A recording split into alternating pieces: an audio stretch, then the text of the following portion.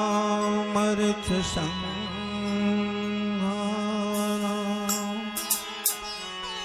रसानां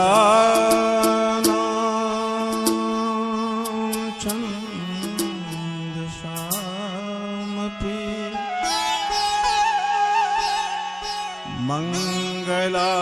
मंगलानां च कर्ता बंदे बाणी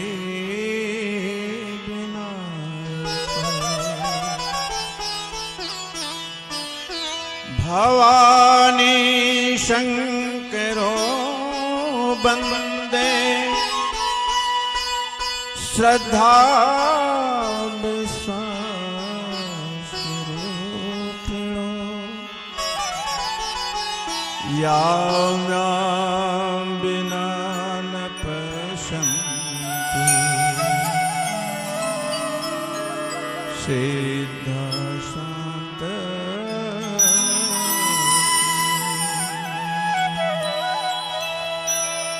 वन्दे बोधमयं नित्यं गुरुं शङ्कररूपिणं यामाश्रितो हि बको चन्द्रशर्व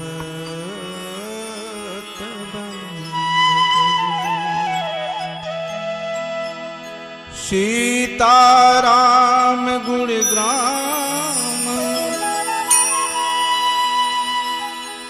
पुण्यार बिहारिणो वंदे विशुद्ध विज्ञानो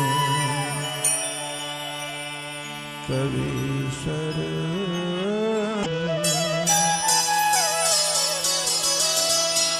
उद्भव स्थिति संहार कारणिं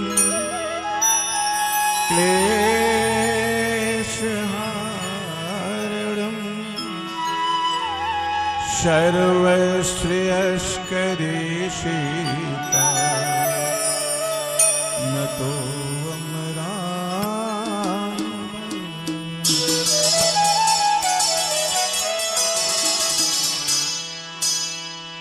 कर्पूर गौरम करुणावतारम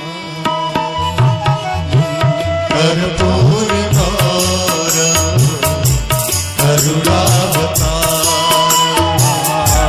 संसार सारम भुजगेन्द्रहारम संसार सारम भुजगेन्द्रहारम सदा बसंतं हृदयारविन्दे सदा बसंतं हृदयारविन्दे भवं भवामि सहितं नमामि भवं भवामि सहितं नमामि लोकाभिरामं रणरङ्गिधीरं लोकाभिरामं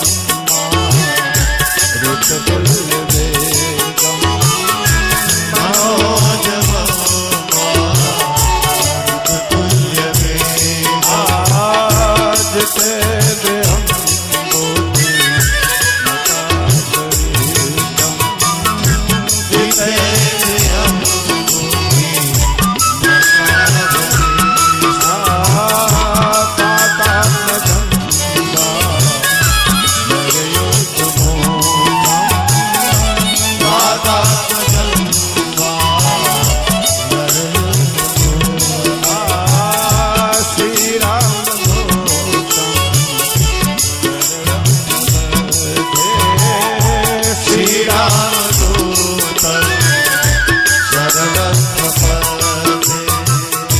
श्री रामदूतम शरणम प्रबध्ये। श्री हनुमंत लाल की साधना। कपीश्वर और कबीश्वर ये दोनों की वंदना हुई है। गोस्वामी तुलसीदास जी ने कहा है। आदि कवि वाल्मीकि और कपि श्रेष्ठ हमारे श्री हनुमान जी। जब हनुमान जी का ध्यान आता है, जब मैं हनुमान चालीसा सुनता हूं, तो मेरे मन में ये ईश्वर की अनुकंपा कह लीजिए, मेरे मन में भावना आती है कि यदि इनकी कृपा रही और सामने श्री हनुमान जी की और भगवान शंकर और मां शक्ति की इच्छा रहे, तो आप सबके सम्मुख इसी प्रांगण में भविष्य जाने कब किस मेरी इच्छा है हनुमत चरित्र भी का आप लोगों के बीच में कब होगा ये ईश्वर जाने। आज का संगीत में श्री राम कथा का चतुर्थ दिवस, जिसमें हम भगवान का धूमधाम से ब्याह करेंगे। सबसे पहले अपने हनुमान जी को बुला लिया जाए। यूं तो हनुमान जी का आगमन हो चुका है, लेकिन जब तक हम नहीं बुलाएंगे तब तक कैसे हम माने कि हमारे हनुमान जी की कृपा बनी हुई है।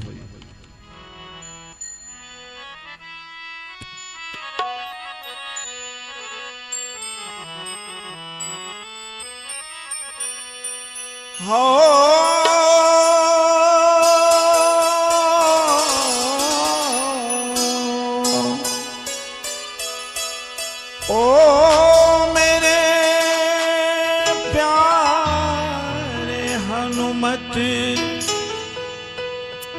ओ मेरे दुलारे हनुमत, आओ जी पधारो म्यारे ठावरे। पधारो मारे ठावरे, पधारो मारो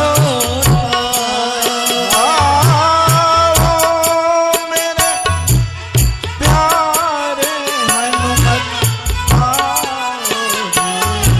पधारो म्यारे ठाव।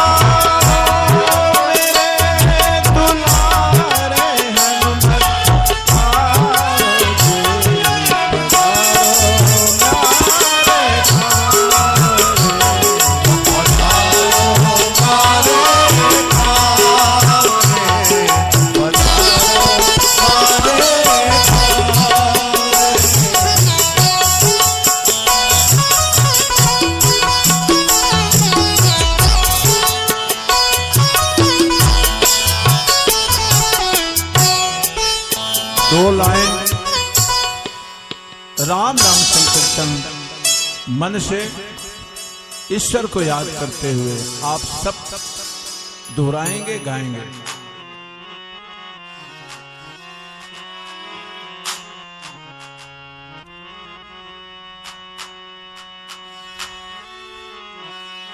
हरे हरे राम राम राम हरे हरे, हरे कृष्ण कृष्ण कृष्ण हरे हरे, हरे राम राम राम हरे हरे, हरे कृष्ण कृष्ण कृष्ण हरे हरे, हरे राम हरे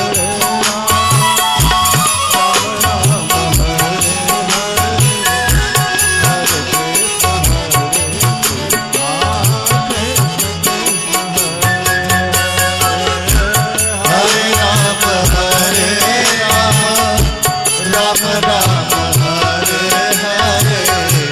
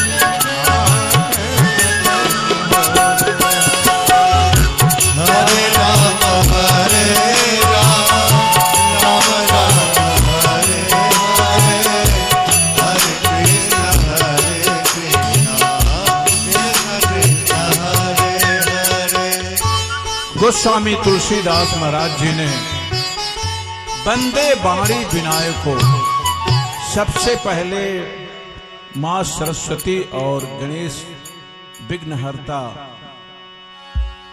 श्री गणेश जी की पूजा किया। तत्पश्चात भवानी शंकरो बंदे मां पार्वती और भगवान शिव की आराधना किया है गोस्वामी जी ने। बंधे बोधमयम नित्यम गुरुम, फिर गुरु की वंदना किया है।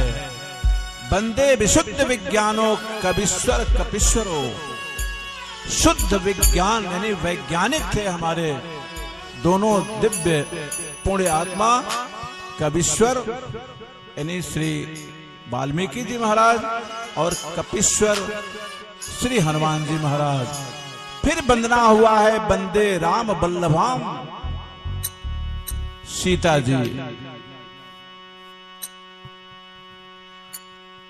की दिव्य वंदना हमारे गोस्वामी तुलसीदास महाराज जी ने। और फिर बंदे रामाख्यमीशम हरिम, भगवान श्री राम की वंदना किया हमारे प्रभु ने। और कहा सरजू जी के किनारे उस अयोध्या धाम में, सरजू जी वैराग्य भूमि माने जाते हैं, अयोध्या धाम वैराग्य क्षेत्र माना जाता है। गंगा जी को ज्ञान भूमि माना गया है और यमुना जी को भक्ति की भूमि मानी गई है। यूं तो मानस की महिमा का कौन बखान कर सकता है।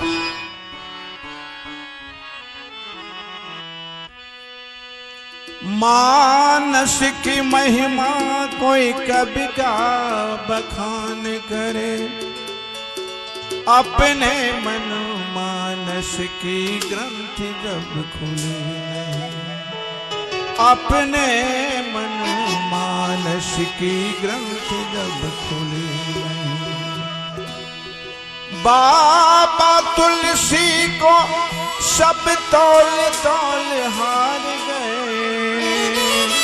कोई तुलाधार की आंख जब खुली नहीं, कोई तुलाधार की आंख जब खुली नहीं। बिना ईश्वर के कृपा से क्या ये संभव था कि 70 साल 65 कृपा होती है और गोस्वामी तुलसीदास जी महाराज जी के द्वारा ऐसी रचना कर दी गई जो आज भी नित नवीन मालूम होती है।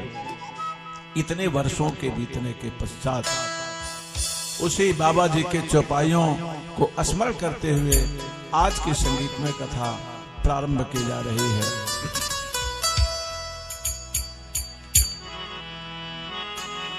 अरे बंदऊ गुरु पद पदुम परागा, पदुम परागा, सुरते सुभाष रसय अनुरागा, सुरते सुभाष रसय अनुरागा, बंदऊ प्रथम महिषूर चरणा,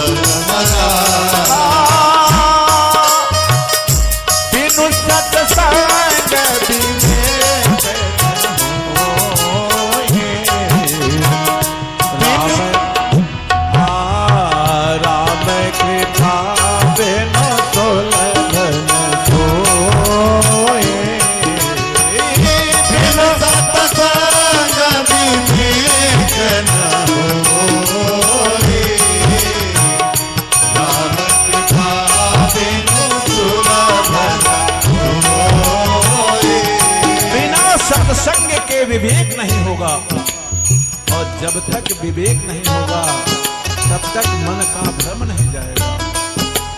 तो इस मानस की चौपाइयों को अपने हृदय में उतार करके हम सीधे पहुंचते हैं कहां, जहां हमने कल विश्राम लिया था, यानी पुष्प वाटिका में मां जानकी ने प्रभु को देखा और मां गौरी के पास मां जानकी पहुंचती हैं, वंदन करती हैं, नमन करती हैं, मां गौरी का आशीर्वाद प्राप्त होता है। मां सीता मन में प्रभु की छवि बना करके वापस अपने महल आते हैं। इधर दोनों भाई पहुंचते हैं गुरुदेव के पास, रात्रि विश्राम होता है। दोनों भाई गुरु का चरण वंदन करते हैं, सेवा करते हैं। गुरु के की निद्रा आने के पश्चात लखन लाल जी भगवान राम का पैर दबाते हैं, सेवा करते हैं। तत्पश्चात अंत में लखन लाल जी को नींद आती है। प्रातः काल उषा वेला में दोनों दिव्य मूर्तियां उठती हैं गुरु वंदन करके, और फिर गुरु की आज्ञा लेकर के गुरु के साथ दोनों भाई पहुंचते हैं रंगभूमि में, जहां धनुष यज्ञ होने वाला है।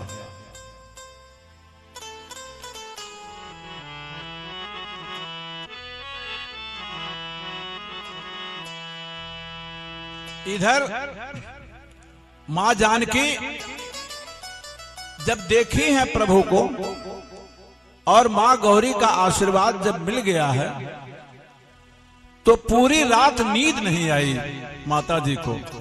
मन में यही था कि क्या धनुष टूट पाएगा हमारे प्रभु से, जिनको मैंने वर के रूप में सोच लिया है और निर्णय ले लिया है कि जब भी मैं वरण करूंगी प्रभु राम का ही वर्ण करूंगी, क्या ये संभव होगा? इसलिए कि मेरे पिता ने तो बहुत कठोर निर्णय लिया और इसका ध्यान करते करते मां के मन में क्या भावना आती?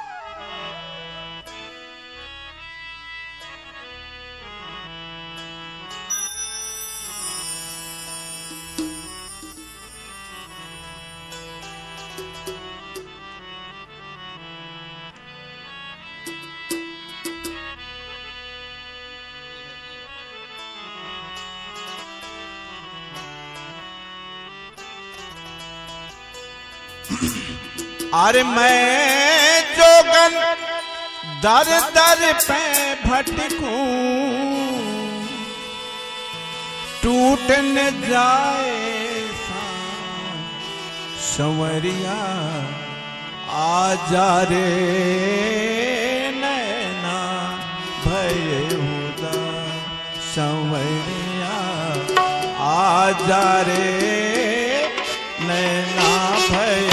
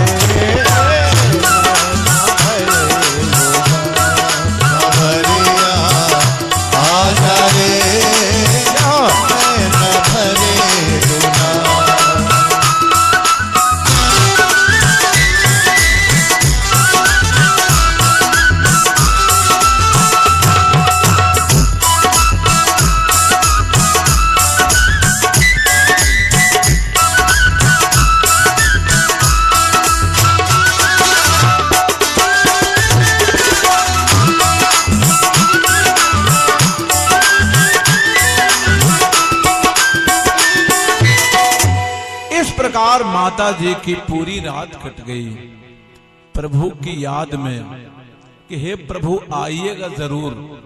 मन में सोच रही थी न कि पिताजी बुलाएंगे, क्या गुरुवर लेके आएंगे कि नहीं आएंगे प्रभु को। पूरी रात प्रभु की ही छवि देखते हुए मां जानकी ने काट दिया। प्रातः काल की बेला और भगवान राम और लखन जी के साथ विश्वामित्र जी रंगभूमि में पधार रहे हैं। देखिए, भगवान का ब्याह बहुत धूमधाम से होगा। बारात अयोध्या धाम से निकलने वाली है। अभी उस प्रकरण पर हम चलेंगे और बहुत धूमधाम से बारात इस समिति के द्वारा निकाली भी जा रही है। तो जब बारात यहाँ पहुंचेगी तो विभिन्न कृत्य ब्याह से संबंधित तो हम लोग कराएंगे ही। आज हम बहुत बड़े सौभाग्यशाली हैं कि प्रभु के ब्याह के विभिन्न चरणों को हम पूरा करेंगे। तब तक तो कम से कम कुछ ब्याह के कुछ बिंदुओं पर चर्चा किया जाए।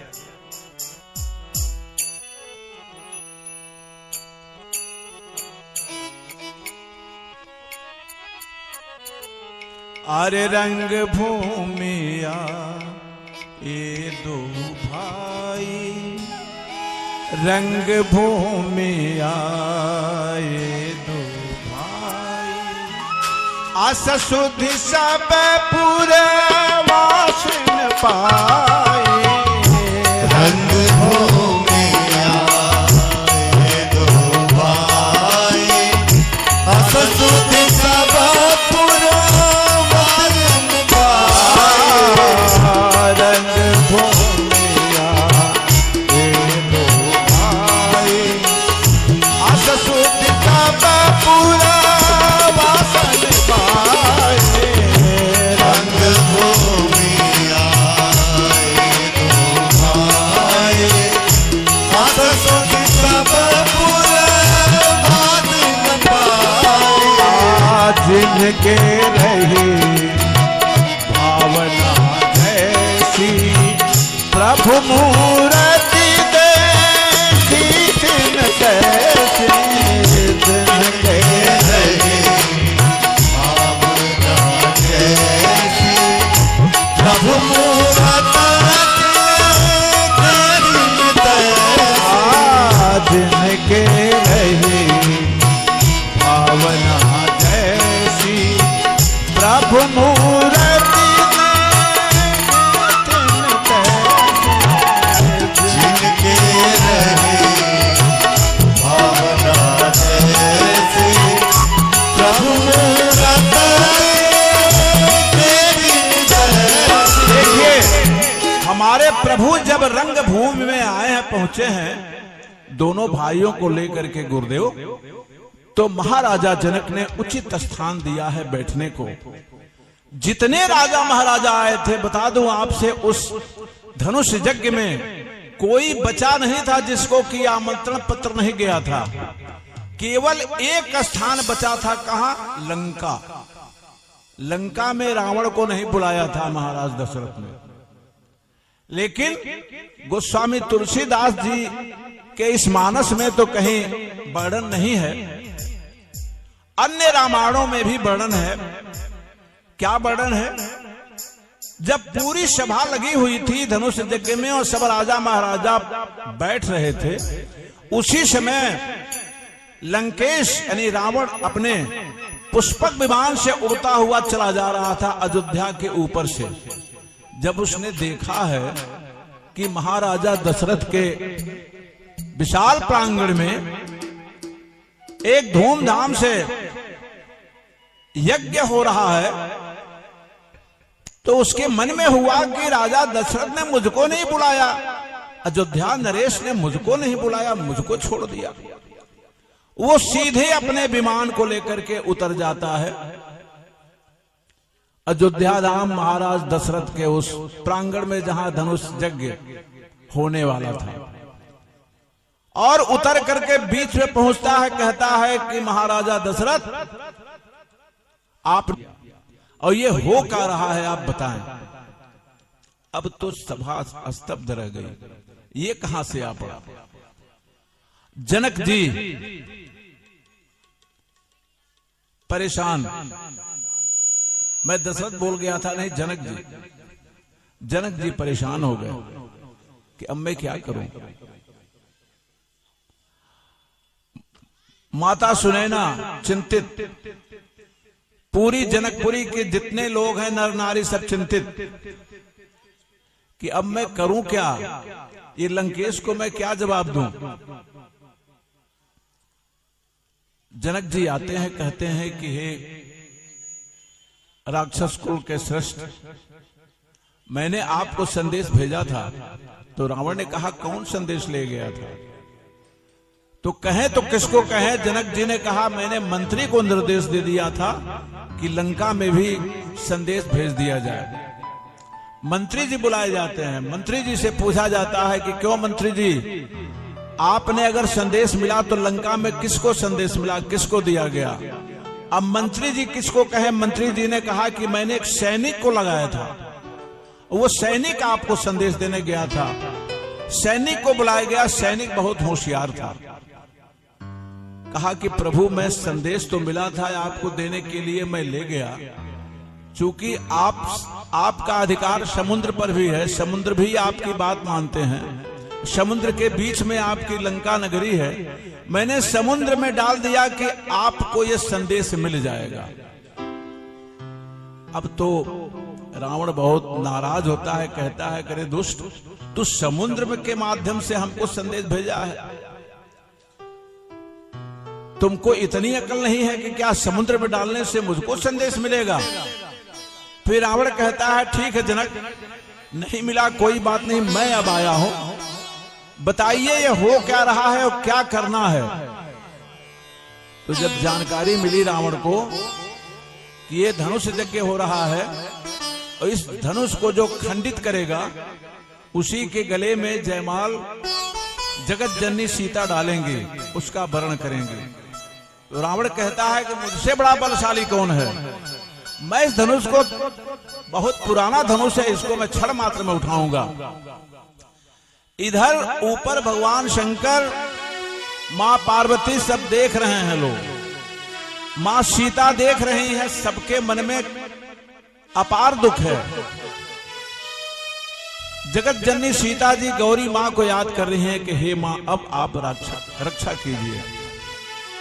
उधर मां पार्वती भगवान शंकर से कह रही हैं कि प्रभु अगर आपकी कृपा नहीं होगी तो बहुत बड़ी समस्या हो जाएगी, और जो मैंने वरदान दिया है सीता को वो पूर्ण नहीं होगा। वहां गौरी मां ने अपने गणों को आदेश दिया है कि तुम सब पहुंचो सीधे जनकपुर और धनुष के ऊपर सवार हो जाओ। तो जितने शिव के गण थे उसमें से 250 गण जो बहुत मजबूत थे, बलशाली थे, वो धनुष के ऊपर सवार हो जाते हैं कि धनुष रावण उठा न पावे। देखिए रावण के 20 हाथ थे, 20 हाथ थे ना, दशानन था, उसने 19 हाथ को लगाया है, एक हाथ पीछे किया है और धनुष को उठा लिया है। ये वर्णन है रामायण में। धनुष को उठा लिया है, फिर कुछ और गण भगवान शंकर ने भेजा है। जब गणों का दबाव पड़ा है तो धनुष नीचे गिरा है, रावण भी नीचे गिरा है मुंह के बल। रावण के सीने के ऊपर धनुष पड़ा है, रावण को रक्त का वमन हुआ है और रावण लज्जित हुआ है। फिर रावण किसी से कुछ नहीं कहा है, अपने पुष्पक विमान से प्रस्थान कर गया है। ये वर्णन इस मानस में तो नहीं है, लेकिन अन्य रामायणों में इसका वर्णन है। अब इधर जो मानस के अनुसार दरबार लग गया, एक एक और घोषणा हो गई। घोषणा क्या होती है देखिए, जब प्रभु पहुंचे हैं उस सभा में तो जितने योद्धा थे जिस रूप में भगवान को देखे हैं उस रूप में भगवान दिखाई दिए हैं। जो सत्य मार्ग पर चलने वाले राजा थे, जिनको प्रभु के बारे में ज्ञान था, वो तो प्रभु का रूप अति सुंदर दिखाई दिया है। वो पूरे तीनों लोगों के स्वामी दिखाई दिए हैं। जो कुटिल राजा थे उनको भयानक मूर्त मालूम हुई है, अति डनावरी मूर्त, यानी जिनकी जैसी भावना थी उसी प्रकार हमारे वहां बैठने के पश्चात घोषणा होती है। जनक जी के मंत्री उठते हैं, 「 और ये कहते हैं कि हे दूर दूर से आए हुए महाराजा, 「 और ये कहते हैं कि हे दूर दूर से आए हुए महाराजा, 「 और ये कहते हैं कि हे दूर दूर से आए हुए महाराजा, 」 और ये कहते हैं कि हे दूर दूर से आए हुए महाराजा, इस धनुष यज्ञ में आपको इसलिए बुलाया गया है कि इस धनुष पर जो भी प्रतिज्ञा चढ़ाएगा, जो इस धनुष को खंडित कर देगा, उसी को सीता बिना कुछ सोचे वर्ण कर लेंगी। बिना सोचने का मतलब कि अगर वो राक्षस कुल का भी होगा, दैत्य कुल का भी होगा, अगर वो गुणी नहीं भी होगा, तो भी मां जानकी उसको वर्ण करेंगी। इसलिए कि शर्त यही है कि धनुष को जो भी प्रतिज्ञा चढ़ा देगा, जो भी उठा लेगा, जो भी खंडित कर देगा, उसी के साथ जगत जननी सीता का ब्याह संपादित कर दिया जाएगा।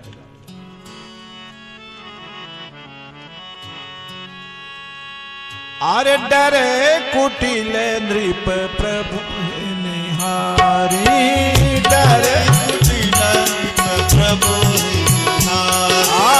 डरे कुटिल नृप प्रभु निहारी, डरे कुटिल प्रभु मनहु भयानक भारी, मनहु भयानक मूरत भारी। यह विधि रहा जाए जस भाओ, यह विधि रहा जाए जस भाओ, यह विधि रहा जाए जस भाओ, यह विधि रहा जाए जस भाओ। तै सो दे ओ नजराओ,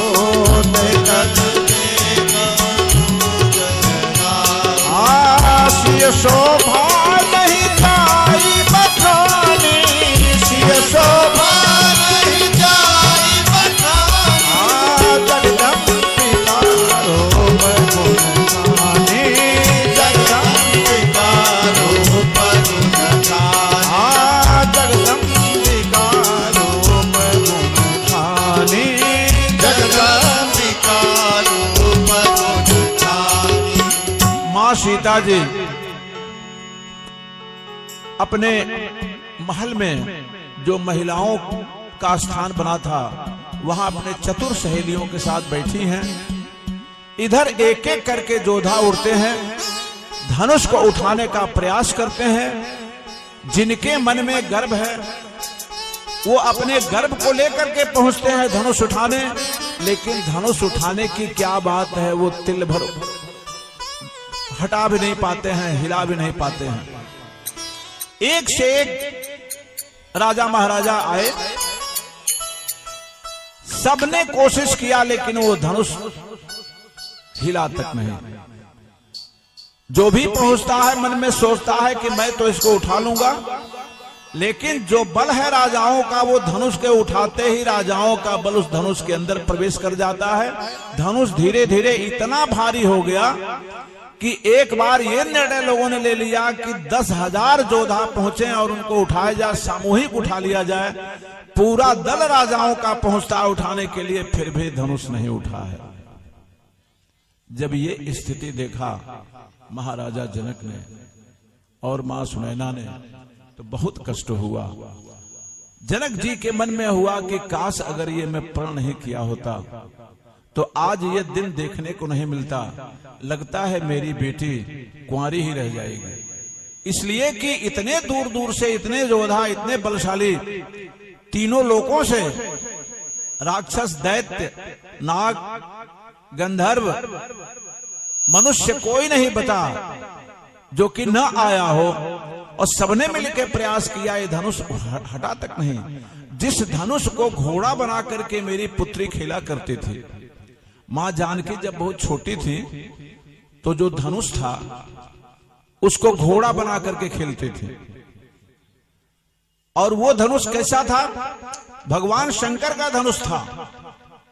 उस धनुष से भगवान ने त्रिपुरासुर का वध, वो दिव्य धनुष जब वध हो गया तो भगवान शंकर ने इंद्र को दे दिया, और इंद्र ने जनक कुल के जो श्रेष्ठ राजा थे उस समय के, उनको वो धनुष दे दिया गया सुरक्षित रखने के लिए। उस धनुष का क्या नाम था? पिनाक। भगवान शंकर के उस धनुष का नाम पिनाक था, जिस धनुष को तोड़ने के लिए राजा जनक ने धनुष यज्ञ रखा था, वो भगवान शंकर का अद्वितीय धनुष था। एक ही बाण से त्रिपुरासुर की तीनों लोकों को समाप्त किया था भगवान शंकर ने। और इस धनुष का प्रयोग भगवान शंकर वहां भी करने के लिए तैयार हो गए थे। कब?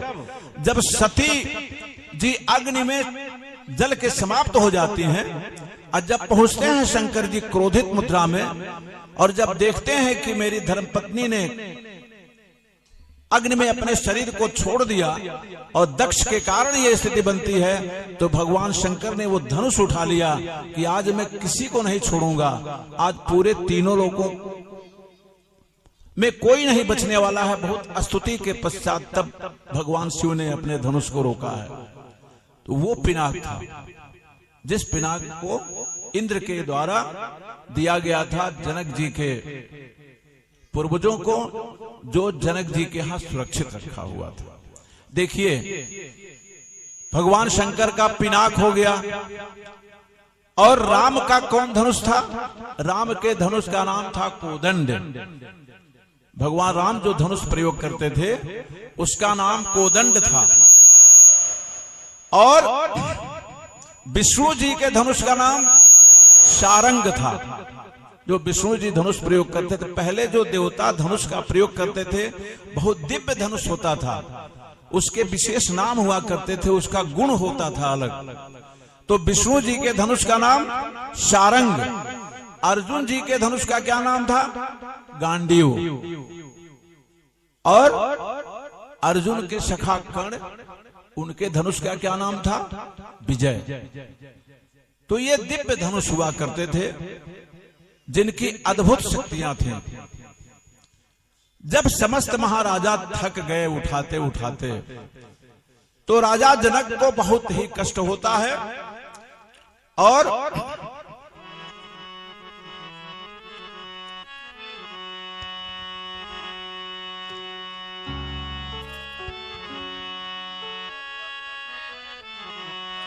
आरे भूप सहस दस एक ही बारा, लगे उठावन करई तारा।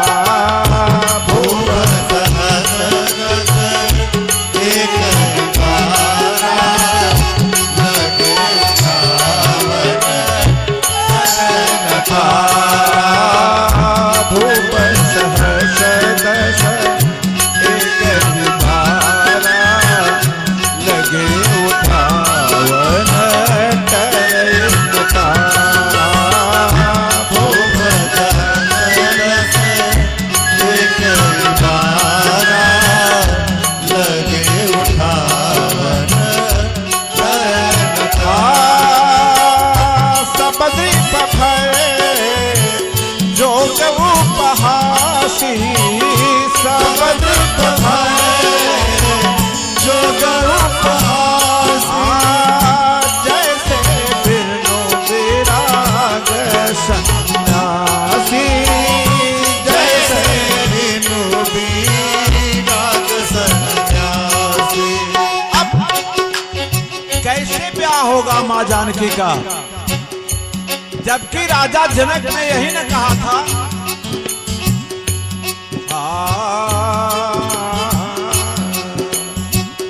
सोई पुरारे को दंड घोरा, राजो समाज आज तेरे कोई पुरारे रो दंड घोरा, राज समाज आज जय घोरा। त्रिभुवन जय समेत पय देहि, त्रिभुवन जय समेत पय देहि। नहीं विचारी करई हठ देहि, नहीं विचारी करई हठ देहि। जनक जी ने यही न कहा था कि जो भी इस धनुष को चढ़ा लेगा उसको बिना विचारे मेरी पुत्री जानकी उसका वर्ण कर देगी, यानी उसको वर के रूप में स्वीकार कर देगी। त्रिभुवन जय समेत वैदेही बिन ही विचार। कहने का मतलब कि कोई राक्षस भी अगर उसको उठा लेता तो फिर जनक जी को रोकना नहीं था। न सीता माँ ये कहती कि मैं वरण नहीं करूंगी, उनको वरण करना ही पड़ता। लेकिन जब सब थक गए, सब उठा के थक गए, तब भयंकर कष्ट होता है महाराजा जनक को। और जनक जी के का शब्द क्या निकल रहा है?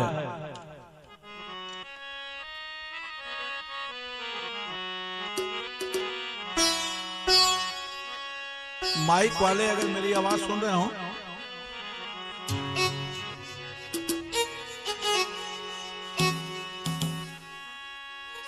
एक एक्स्ट्रा माइक यहां भी दे दीजिएगा तो 3 लोगों का कोर्स बनेगा।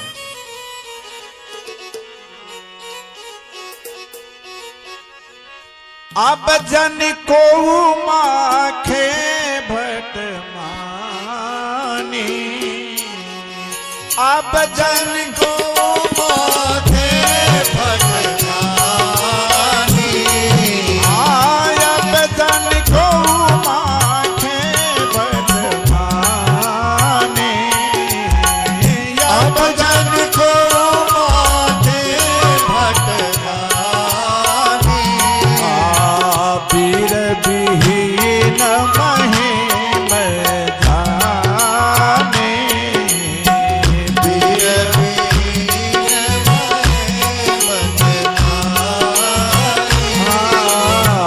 वीर विहीन महिम जाने,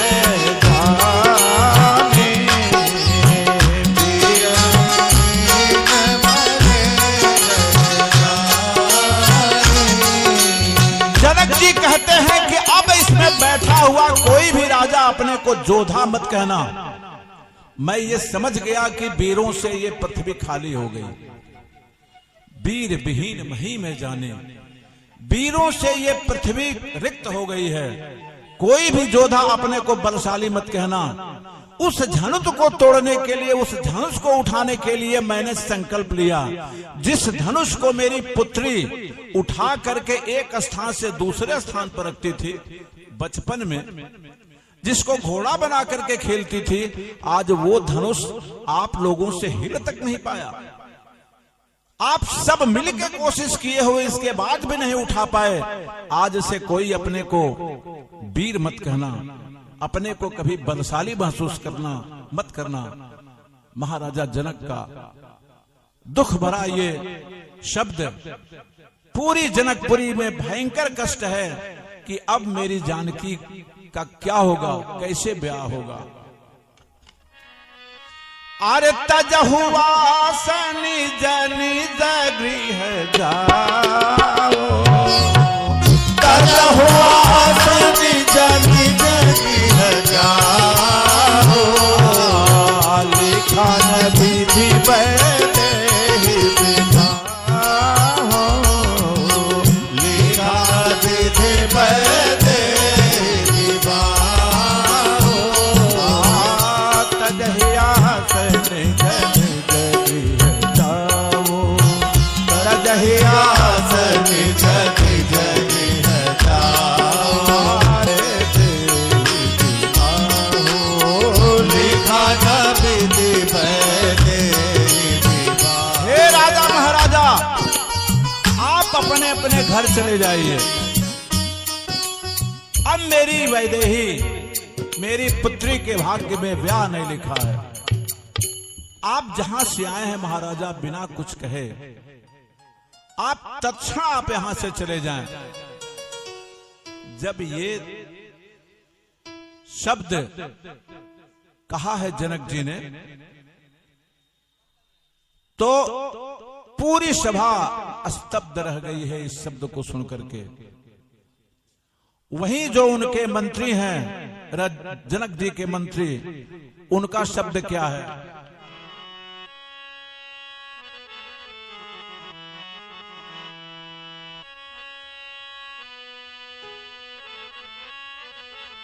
हे देश देश के राजागण, हम किसे कहें बलशाली, हमें तो मालूम आज हुआ पृथ्वी वीरों से है खाली।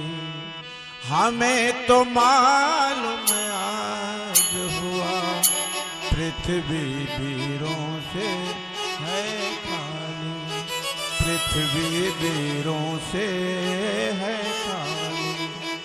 जब ये शब्द लखनलाल ने सुना है तो क्रोध से तमतमा जाते हैं और अपने आसन से खड़े हो जाते हैं लखनलाल जी और कहते हैं, जनक जी आपने उचित शब्द नहीं कहा है, आपने गलत बयान दिया है। ये पृथ्वी वीरों से खाली। जब तक सूर्यवंश का एक भी वीर अगर मौजूद है, एक भी योद्धा मौजूद है, तो ये शब्द आप मत कहिए। रघुकुल का के पुत्र के रूप में हम लोग मौजूद हैं, हम दोनों भाई मौजूद हैं। रघुकुल का एक भी योद्धा मौजूद है और ये शब्द कदापि नहीं सुन सकता है कि पृथ्वी वीरों से खाली हो गई। लखनलाल जी का कहना है, जल को थल कर दूं, जल को थल कर दूं, थल को जल कर दूं, जल को थल कर दूं, थल को जल कर दूं, ले आऊं पास सितारों को बरसाती कीड़ों की तरह मसल दूं, पृथ्वी और पहाड़ों को बरसाती कीड़ों की तरह मसल दूं, पृथ्वी और पहाड़ों। गर गुरु की आज्ञा पाऊं मैं, अपनी जौहर दिखलाऊं मैं।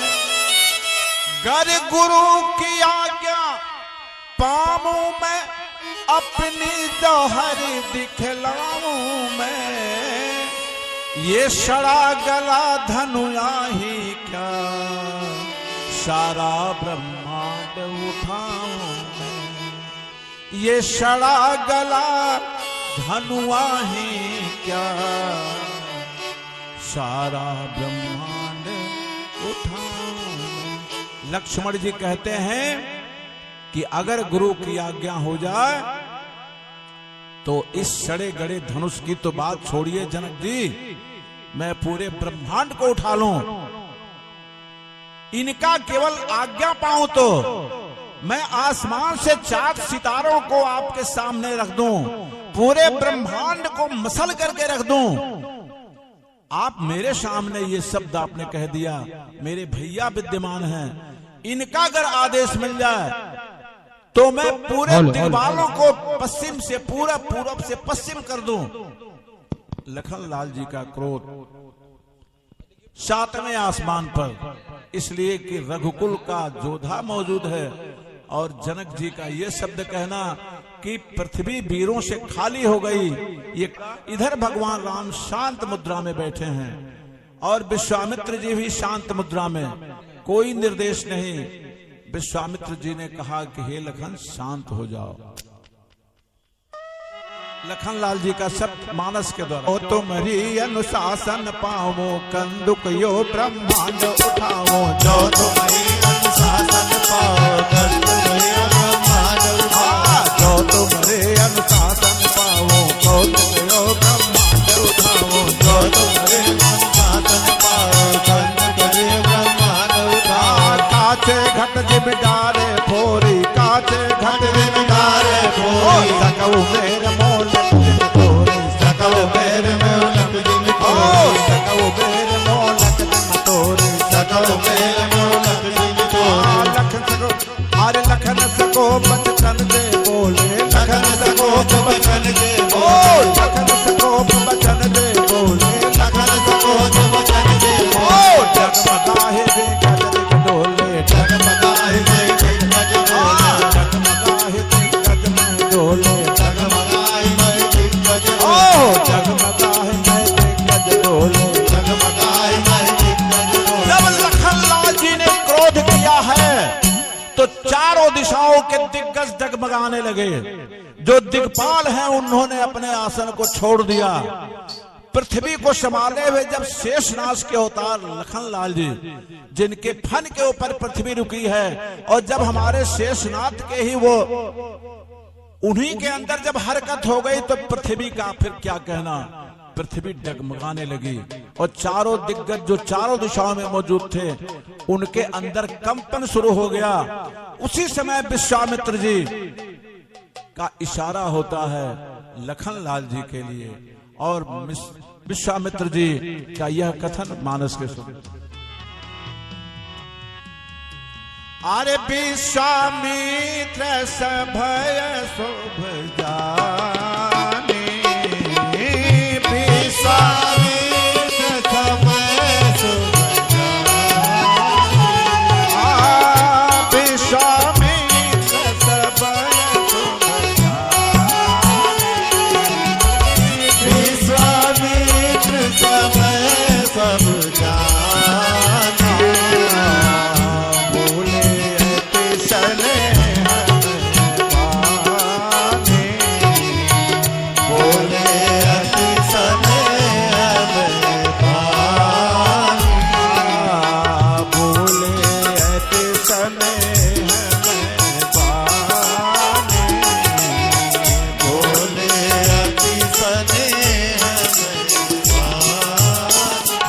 विश्वामित्र जी का इशारा होता है लखनलाल जी के लिए कि हे लखन शांत हो जाओ। और स्नेह पूर्ण वाणी से विश्वामित्र जी का इशारा होता है प्रभु की तरफ। देखिए बारात आएगी, यहां धनुष भंग की भी क्रिया प्रायोगिक तौर पर हम लोग करेंगे। तब तक मानस की चौपाई में हम धनुष का खंडन तो कर देंगे, लेकिन वास्तविक धनुष का खंडन जब सामने धनुष यहाँ के कमेटी के द्वारा रखा जाएगा तो हम सचरित्र के रूप में यहाँ भी इसका एक उदाहरण आपके सामने पेश होगा। तब तक हम इस कथा को आगे लेके चल रहे हैं।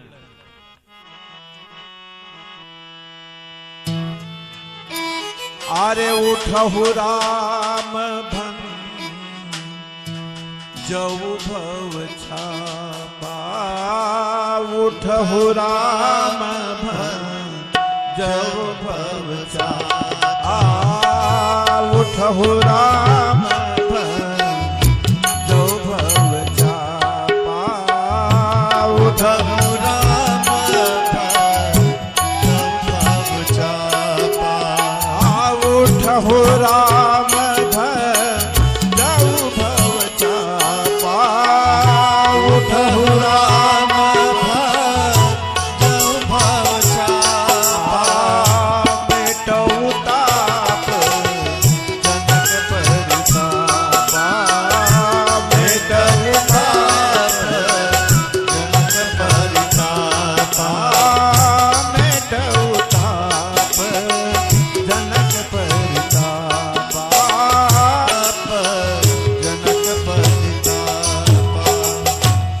विश्वामित्र जी कहते हैं कि हे राम आप उठिए और जनक जी के दुख आप समाप्त करें। जनकपुर के जितने नर नारी हैं हे राम आपके ऊपर ही दृष्टि लगाए हुए हैं। जनक जी का जो ताप है हृदय के अंदर, इनको क्लेश है, जो दुख है, इसको शांत करो राम। हमारे प्रभु धीरे से उठते हैं, गुरु का चरण बंदन करते हैं। और इधर क्या होता है, मां जानकी के मन में एक चिंता बनी हुई थी। जब भगवान राम उठे हैं तो मां जानकी की निगाहें राम की तरफ, और मां जानकी प्रार्थना कर रही हैं अपने गौरी मां से। गौरी मां ने तो आशीर्वाद दे दिया था कि हे जानकी आप की मनोकामना पूर्ण होगी।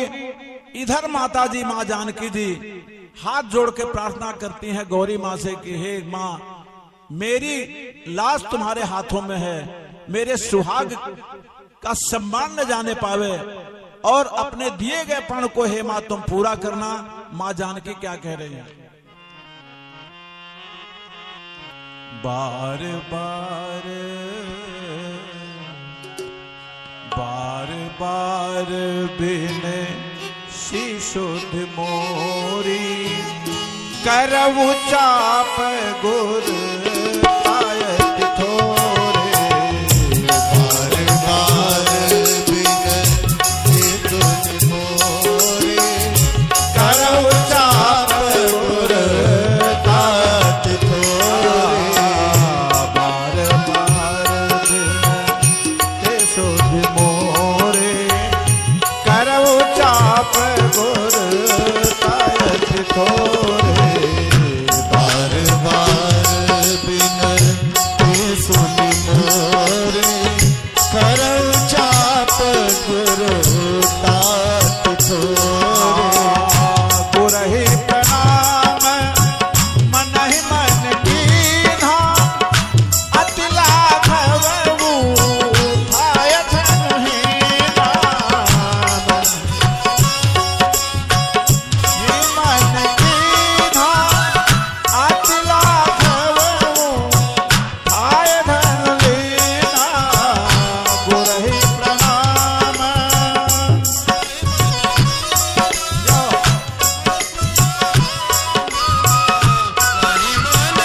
हमारे प्रभु पहुंचते हैं सीधे धनुष के पास और पहुंचने के पश्चात पहले धनुष को प्रणाम किया है।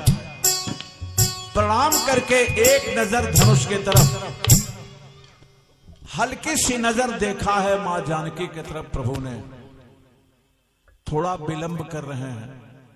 मां जानकी की आंखों में व्यग्रता।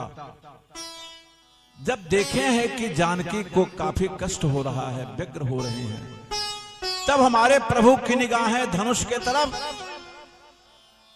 और बहुत ही केंद्र बिंदु बना करके धनुष को हमारे प्रभु ने देखा। 3 बार परिक्रमा किया और आगे क्या स्थिति होती है। एक झटके में जो स्थिति बनती है, एक विद्युत की चमक निकलती है पूरे आसमान में।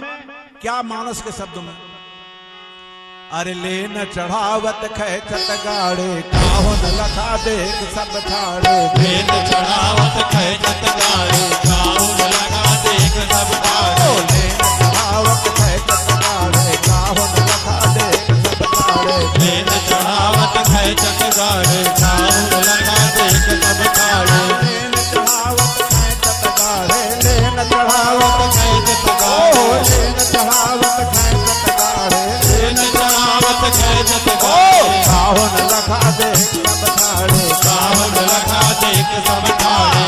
गण राम धन धन तोरा धन तोरा। ओ गण राम धन धन तोरा। जय जन राम मर्द धन तोरा। हरे भुवन धन घोर कटोरा। हरे भुवन धुनि घोर ओ कठोरा। हरे भुवन धन घोर कटोरा। हरे भुवन धुनि घोर कठोरा। हरे भुवन धन घोर कटोरा। हरे भुवन धुनि घोर कठोरा। एक झटके से भगवान ने धनुष को एक झटके से उठाया। कोई देख ही नहीं पाया, कोई समझ नहीं पाया क्या हुआ। धनुष उठा और भगवान ने खींचा और धनुष खंडित हो गया। राघवेंद्र सरकार की, भगवान श्री रामचंद्र की, मां जगत जननी सीता की ये दशा हो गई कि तही धन राम मध्य धन तोरा। भरे भुवन घोर कटोरा। पूरे त्रैलोक्य में घनघोर आवाज और चारों तरफ जय जयकार। देवता आकाश में पुष्प की वर्षा होने लगी और भगवान के हाथों धनुष भंग कर दिया गया, तोड़ दिया गया। कोई समझ ही नहीं पाया। ये स्थिति हो गई। इधर जब धनुष टूटा है, चारों दिक्पाल डगमगाने लगे हैं, पृथ्वी डोलने लगी है। क्या दशा है।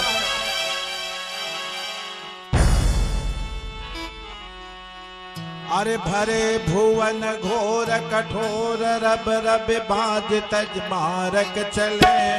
भरे भुवन घोर कठोर करहि दिग्गज डोल महे खोल खोलत कुसुम रे। करहि दिग्गज डोल महि खोल कुसुम गल मल।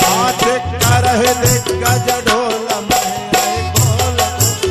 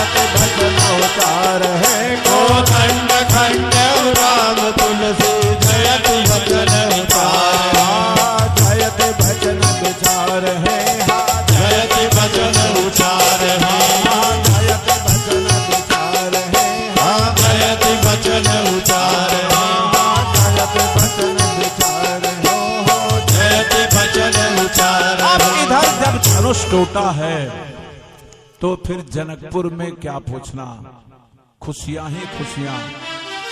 पूरी सहेलियों के अंदर अपार उत्साह। मां जानकी ने हाथ जोड़ करके विनती किया गौरी मां से, हे मां तूने मेरी लाज की रक्षा कर दिया, अपने प्रण को तूने मां पूरा किया। आज मैं बहुत धन्य हूं मां, मेरी आवाज तुमने सुन लिया। अब इधर उस पूरे महल के अंदर धूमधाम से गीत शुरू हो जाता है और मंगल बधाइयां बजनी शुरू हो जाते हैं कि अब महाराजा जनक का प्रण पूरा हुआ और मां जानकी का अब ब्याह संपन्न होगा।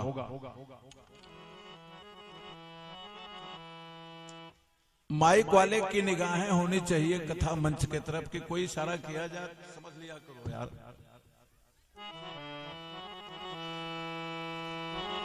अरे गावही छबे लोकी सहे, छवि अवर लोकी सहेली, गावही छबे लोकी सहेली, गावही छवि अवर लोकी सहेली, गावही छबे लोकी सहेली, गावही छवि अवर लोकी सहेली, सुय जय श्री जय माता जी को चतुर सहेलियां, महल में जो होशियार सहेलियां हैं वो लेकर के माता जी को जनक जी के महल से पहुंचती हैं रंगभूमि के बीच में जहां धनुष खंडित हुआ है और मां ने जयमाल प्रभु के गले में डाल दिया। बोलिए रघुनंदन सरकार की जय, मां जगत जननी जानकी की।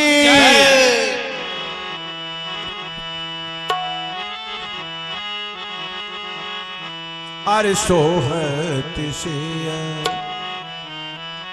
अरे सोहत से राम के जोरे सोहत सिया राम के जोरे, सोहत से राम के जोरे, सोहत सिया राम के जोरे, मन हुए कठोरे, छवि सिंगार मन हुए कठोरे, न हुए कठोरे, छवि सिंगार मन हुए कठोरे, न हुए कठोरे, छवि सिंगार मन हुए कठोरे। देखिए इधर जब जयमाल पड़ गया तो जितनी सहेलियां थीं वो कह रही हैं प्रभु से कि हे प्रभु, एक जगह तो यह भी वर्णन है कि जयमाल डालते समय प्रभु थोड़ा झुके नहीं हैं, तो जब झुके नहीं है तो जयमाल कैसे पड़े। कहीं ये भी वर्णन है तो सहेलियों ने विनती किया है सरकार से कि हे प्रभु थोड़ा झुकिए ताकि हमारी सहेली, हमारी प्रिय सहेली सीता का जयमाल आपके गले में पड़ सके। क्या सहेलियां कहती हैं जब प्रभु नहीं झुके हैं तो, अरे झुकी जइयो ललन एक बार, झुकी जइयो ललन एक बार, किशोर मोरे छोटे से झुके जइयो ललन एक बार, किशोरी मोरी ओट से, झुकी जइयो ललन एक बार, किशोर मोरे छोटे से, झुके जइयो ललन एक बार, किशोरी मोरी ओट से।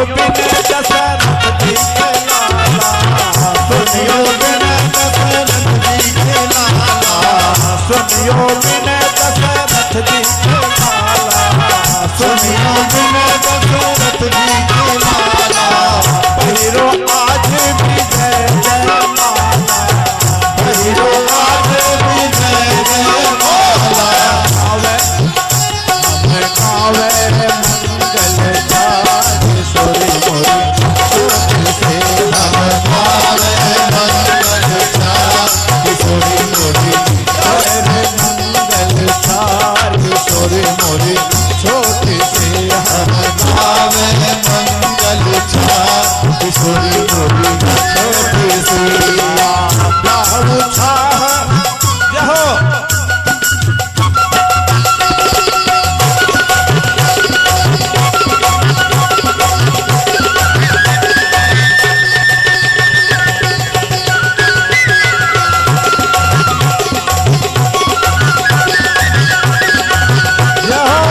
जय श्री राम।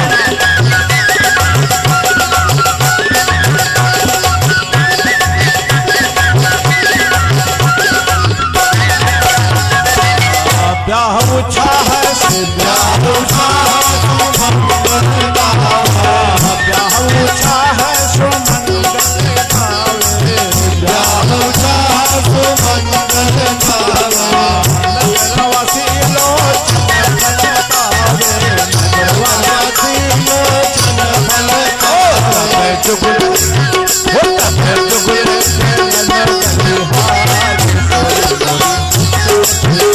सब जुगल चरण बलिहार किशोरी मोरी, छोटी से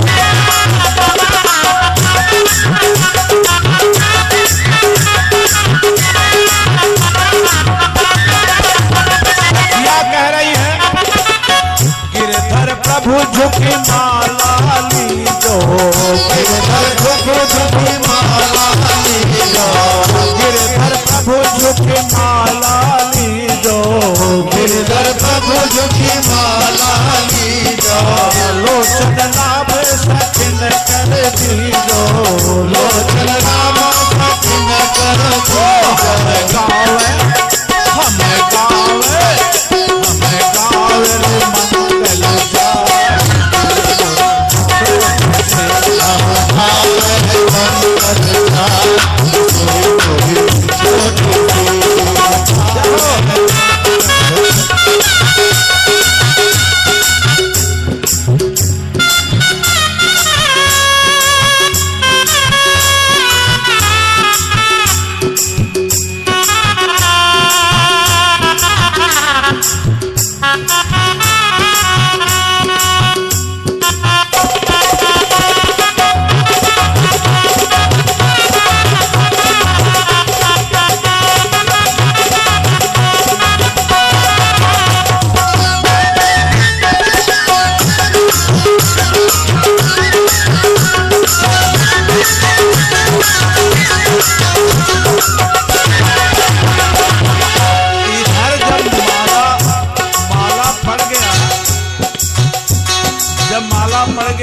प्रभु के गले में और जयमाल हो गया, उसी समय पूरे ब्रह्मांड में तो एक घनघोर छवि, घनघोर ध्वनि गई ही थी।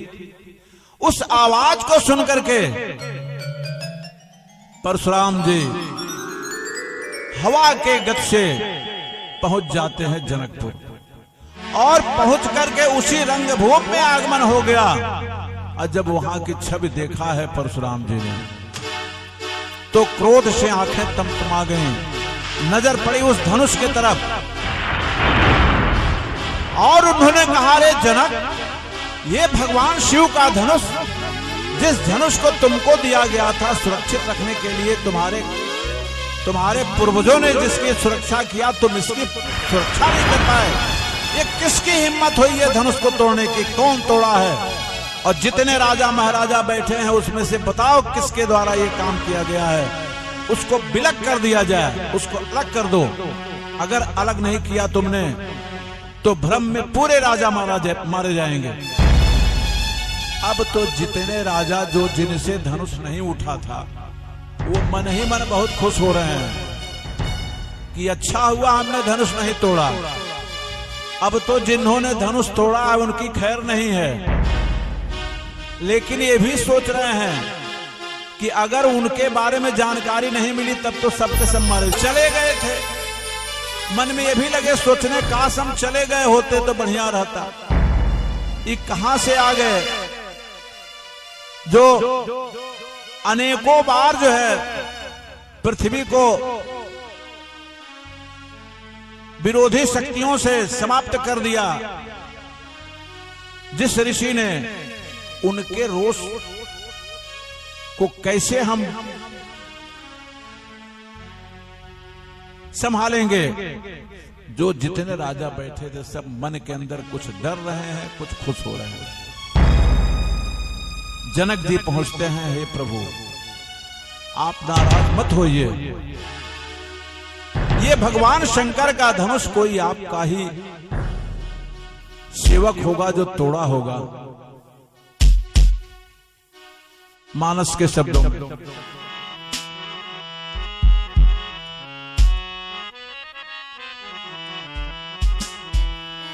अरे नाथ शंभु धनु धंजनिहारा, नाथ शंभु धनु धंजनिहारा, होई यही क्यों एक दास तुम्हारा। नाथ शंभु धनु भंजनिहारा, होई क्यों एक दास तुम्हारा। सोई भी लगाओ दे आई समारा, सोई भी लगाओ दे आई समारा। सहस बाबू सोरी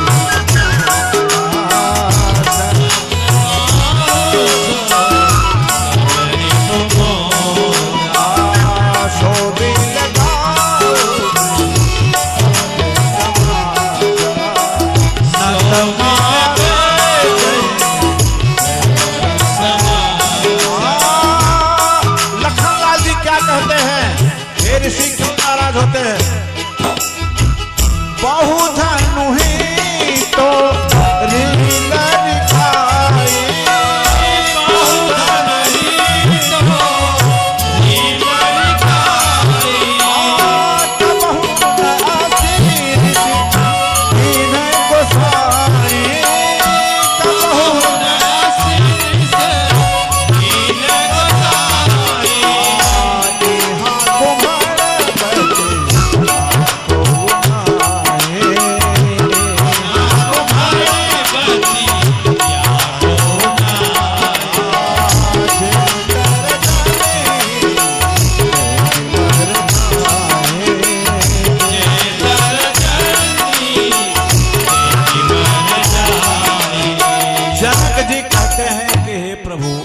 नाराज होइए, कोई न कोई आपका दास ही होगा जो तोड़ा होगा। लेकिन परशुराम जी कहते हैं कि ठीक है, ऐसे कहने से काम नहीं चलेगा। जनक, जो तोड़ा है उसको अलग कर दो, उसको दंड मिलेगा। अगर ये बिलगाते नहीं हो तो नत मारे जय हैं सब राजा, तो जितने राजा हैं सब मारे जाएंगे। नहीं तो जो आदमी तोड़ा है, जो व्यक्ति, जो राजा तोड़ा है, जो राजकुमार तोड़ा है, उसको अलग दिखाओ हमको। लखनलाल जी बोलते हैं, करे हे महात्मा, हे ऋषि, मैंने तो बचपन में बहुत धन ही तोड़ा है, तब तो आप इतना नाराज नहीं हुए। और आज ये पुराना धनुष टूट गया, किसी ने तोड़ दिया, तो आपका तो क्रोध 7वें आसमान पर हो गया। परशुराम जी ने बहुत क्रोध किया और लखनलाल जी ने बहुत कुछ सुना दिया। यहां तक लखनलाल जी कह दिए कि हे ऋषि, यहां कुम्हड़े का बतिया कोई नहीं है। कुम्हड़े की जो कोमल जो फल निकलता है उसको अंगुली से, तर्जनी अंगुली से। तो लखनलाल जी कहते हैं कि यहाँ कुम्हड़े का कोई छोटा फल नहीं है जो तर्जनी अंगुली दिखा करके सूख जाएगा। आप तो इतना क्रोधित हो रहे हैं कि उसका कहीं कोई सीमा नहीं है। स्थिति बहुत बिगड़ती देख के भगवान राम सामने आते हैं और प्रभु ने कहा है परशुराम जी से विनती करते हुए मानस के दो,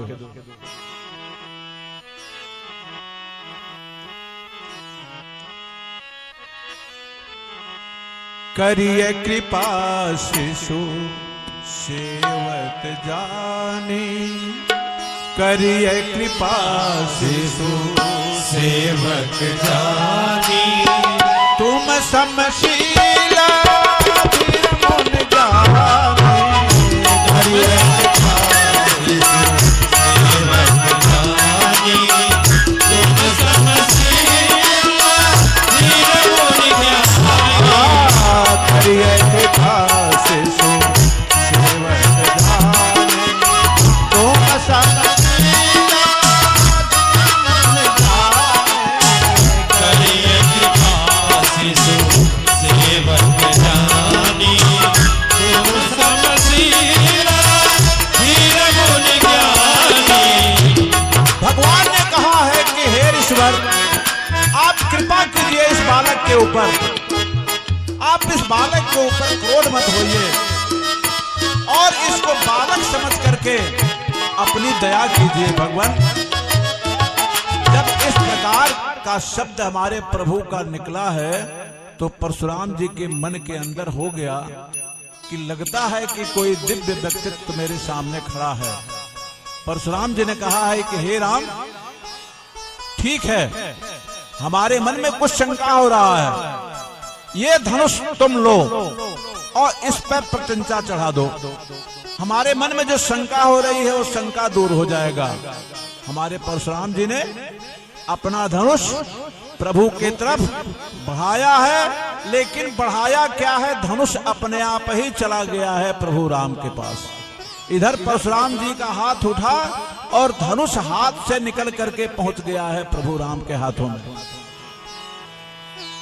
अरे राम रमापति कर धन ले हो, हो मिटे मोर संदेह हो। राम रमापति कर धनु लेहो, खेचहु मिटे मोर संदेह। देत चापया पूरी चल गया वो, परशुराम मन विस्मय भयो।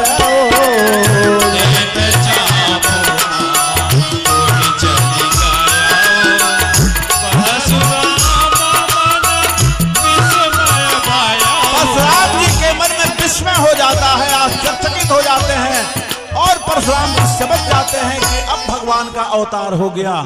और ये समझ करके परशुराम जी ने हाथ जोड़ लिया, हे प्रभु मुझे क्षमा कीजिए और मैंने अपना कार्य अब समाप्त कर दिया। भगवान, अब आपकी लीला शुरू हो रही है, लेकिन प्रभु मैंने बहुत कुछ कह दिया है, ये दोष कैसे खत्म होगा जो मैंने मेरे अंदर से तमाम, और मैंने चूंकि पृथ्वी को कई बार विरोधी शक्तियों के संहार में बिताया है, जो जितना दोष हुआ है ये कैसे इससे हम उतर पाएंगे।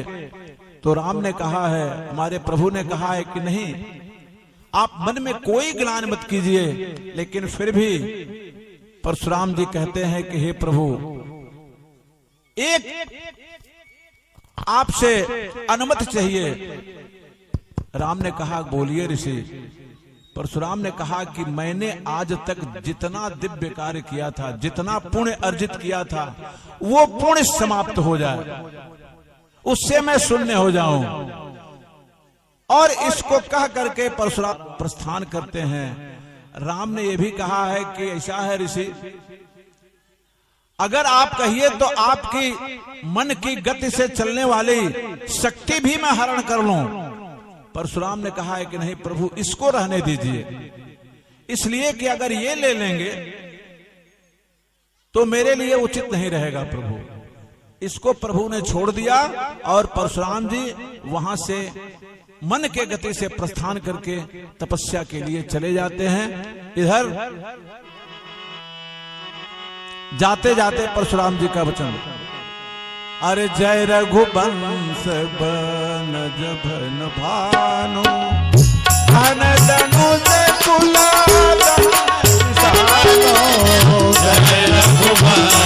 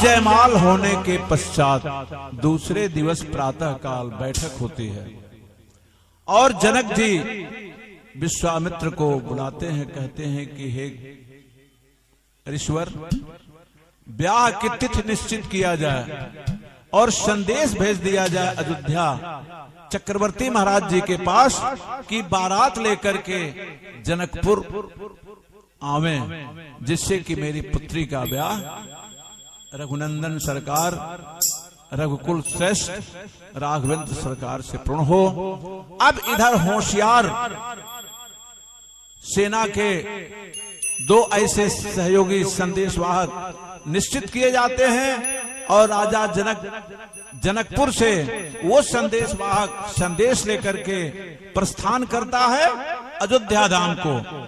7 दिन लगा जनकपुर से अयोध्या उस संदेश वाहकों को पहुंचने में। जब अयोध्या धाम उस संदेश वाहक आ रहे